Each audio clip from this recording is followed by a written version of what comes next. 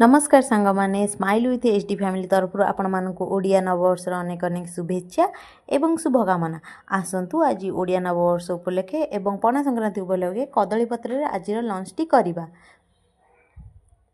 देखंतु आमर लंच रे कौन छे अरुआ भात डालमा कदली आलू भजा दही बैंगन पापड़ काकुड़ी आउ लंका लुण लेंबू जहाँ भी कहतु सांग माने अरुआ भात डालमा खाइबारे जो शांति कदली पत्र थाए आ केउथिरे भी न थाए। देखंतु मु एबे मो झियो को खुआई दउची।